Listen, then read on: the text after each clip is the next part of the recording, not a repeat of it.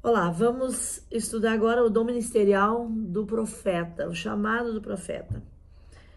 O segundo desses 5 ministérios é o do profeta. E ele também é um dos ministérios que são necessários para se conduzir uma igreja à maturidade. Foi o que o Senhor Jesus planejou, os 5 dons ministeriais que foram dados à igreja. Infelizmente, o ministério da profecia não é muito bem compreendido nos nossos dias. Alguns creem que ele não é nada mais que uma pregação poderosa, mas nas escrituras nós vemos que os profetas são mais do que bons pregadores, né? Nós temos um ministério profético no Antigo Testamento muito atuante, muito ativo, e claro que houve modificações para o Novo Testamento, a Nova Aliança, mas o Senhor nos deu o ministério, o dom ministerial do profeta, então cremos que ele é necessário nos dias de hoje. Senão o Senhor Jesus não teria dado ele à igreja. No Testamento há 2 palavras hebraicas principais para profeta. E uma dessas palavras, não vamos entrar no detalhe do termo da palavra, mas uma dessas palavras no Antigo Testamento, ela significa porta-voz ou orador. Significa que o profeta é alguém autorizado a falar por outra pessoa.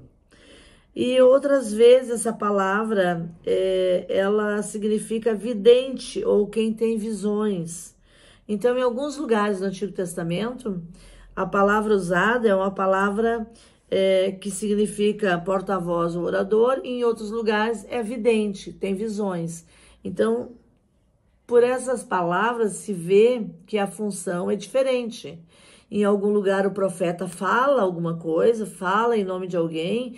Em outro lugar o profeta vê algo, ele enxerga algo, ele tem visões de alguma coisa. Ele fala de algo que ele está vendo. Então são funções diferentes. No Novo Testamento, a palavra profeta vem de uma palavra grega que é profetes.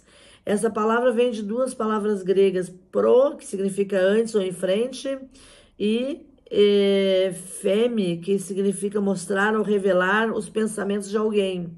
Quando essas 2 palavras são reunidas, elas retratam a dupla operação do dom ministerial de profeta, que significa proclamação, que significa a proclamação da mensagem de Deus, está lá em Hebreus 1:1, que diz que antigamente Deus falou através dos profetas, e agora, na nova aliança, Deus fala através da sua palavra.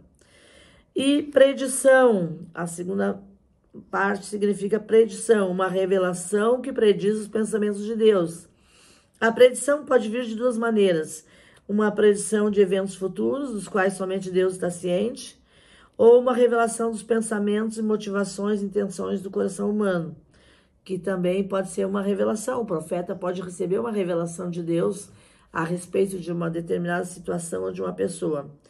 Então, a palavra profeta também pode significar um orador inspirado, porém, o Testamento também indica que o profeta, ele pode ser um orador eloquente, mas o profeta também pode receber um recado do Senhor a respeito de um recado do Senhor a respeito de algo, de um discernimento de um coração humano. Deus pode estar dando uma revelação a respeito de algo que o Senhor sabe a respeito de uma situação.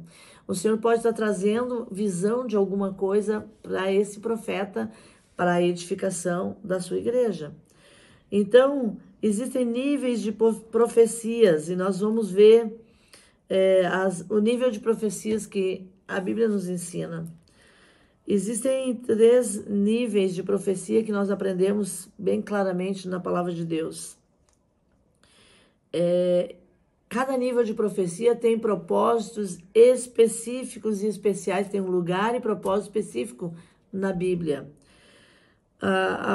Existem a profecia das Escrituras. 2 Pedro, capítulo 1, 20 e 21, fala que esse é o propósito mais específico do propósito mais específico, mais elevada forma de profecia, a profecia da palavra de Deus.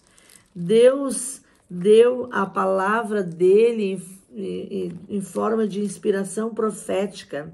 Foi dado por inspiração de Deus para os seus servos, e elas não têm erro nos registros originais, elas são absoluta verdade, autoridade para nos ensinar. Então, esse nível de profecia não é dado mais hoje em dia.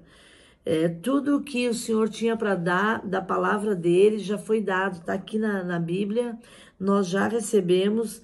Esse nível de profecia não é dado mais hoje em dia, a Bíblia já é completa, e aqui todas as outras profecias têm que ser conferidas pela palavra de Deus.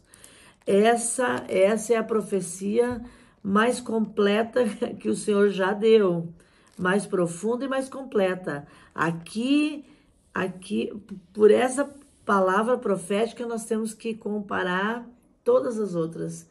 Todo e qualquer outro ensino e doutrina, nós temos que passar por esse crivo, porque aqui está a forma da inspiração mais profunda de Deus, e mais completa e mais rigorosa de todas elas, que não há nenhum erro, nenhuma sombra de erro, e não há mais nenhum complemento, já encerrou, está feito, está pronto e está aqui, é a palavra de Deus. Então, essa é a profecia das Escrituras, a forma mais elevada de profecia. E aqui é a nossa comparação. Mas existe um dom de profecia que fala em 1 Coríntios 12, 10, que é um dom sobrenatural de profecia, que são os profetas que Deus usa, com palavra profética. Esse é um dos 9 dons do Espírito. Ele opera e funciona sob as normas gerais dos dons espirituais lá de Coríntios. Um cristão ser usado por Deus com um dom de profecia não faz dele um profeta. Qualquer cristão um dia pode ser usado por Deus com um dom de profecia, não faz dele um profeta. Qualquer pessoa Deus pode usar a mula, pode usar a pedra para falar, não faz dele um profeta. Mas existe o ministério do profeta. Aí o ministério do profeta tem a ver com o chamado diferente. O profeta vai trabalhar numa área de confirmação e direção, provavelmente ele vai ser usado junto com pastores, mestres e apóstolos na igreja. Ele vai auxiliar na liderança de uma igreja. Ele vai trazer confirmação, muitas vezes, para o pastor, para o apóstolo, de direções que Deus está dando para a igreja. O dom profético está sendo exercido pelo pastor da igreja. Se chama todos de pastor, mas o pastor da igreja, muitas vezes, ele é um profeta. Muitas vezes o pastor, ele está pregando e exercendo esse dom profético, recebendo palavras proféticas de Deus e pregando na unção profética, pregando, trazendo palavras proféticas na pregação, porque existe um componente profético na pregação da palavra, né? Então, tudo isso é sempre funcionando, dirigido pelo Espírito Santo, né? Nunca nada entra em conflito. Todos os dons operam em conformidade com o Espírito Santo, sempre auxiliados todos, sem nenhum conflito entre eles. Então, nós cremos que a voz, através da igreja, nunca se calou. Mas Deus ainda tem tudo isso em funcionamento na igreja. E Jesus escolheu falar através dos líderes da igreja. E Deus colocou esses 5 ministérios. Amém? Vamos em frente para o próximo dom ministerial.